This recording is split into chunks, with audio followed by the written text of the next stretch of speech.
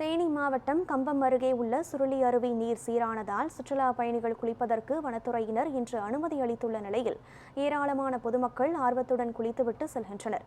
இதுகுறித்த கூடுதல் தகவல்களை நமது செய்தியாளர் மலைச்சாமி வழங்க கேட்கலாம். வணக்கம் மலைச்சாமி. தேனியில் தொடர்ந்து மழை பெய்து வரும் நிலையில் தற்போது சுருளி அருவியில் குளிப்பதற்கு சுற்றுலா பயணிகளுக்கு அனுமதி வழங்கப்பட்டிருக்கிறது. இதுகுறித்த கூடுதல் விவரம் என்ன? தேனியில் மழை எப்படி இருக்கிறது? வணக்கம் கனகதுர்கா. தேனி மாவட்டம் கம்பம் அருகே மேற்கு தொடர்ச்சி மலையடிவார பகுதியில் மிகவும் பிரசித்தி பெற்ற ஆன்மீக தலமாகவும் சுற்றுலா தலமாகவும் சுருளி அருவி அமைந்துள்ளது.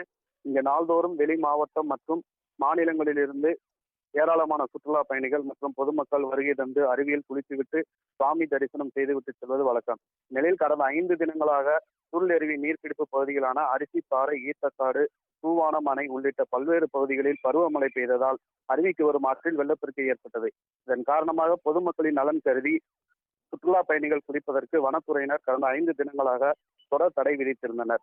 இந்நிலையில் இன்று மழையின் அளவு குறைந்து அருவியில் பொதுமக்கள் குளிப்பதற்கு ஏற்ற வகையில் நீர்வரத்து சீரானதால் வனத்துறையினர் அனுமதி அளித்தனர். வனத்துறையின் அனுமதியினை தொடர்ந்து இன்று ஆடி அமாவாசை தினம் என்பதால் அருவி பகுதிக்கு அதிகாலை முதலே ஏராளமான பொதுமக்கள் மற்றும் முன்னோர்களுக்கு தர்ப்பணம் செய்து இறை வழிபாடு நடத்துவதற்காக வருகை புரிந்தனர்.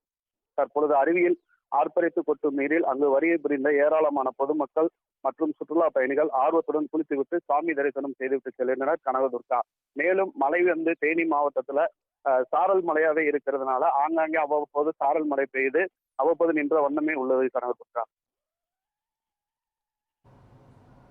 விவரங்களை வழங்கியமைக்கு நன்றி மலைச்சாமி.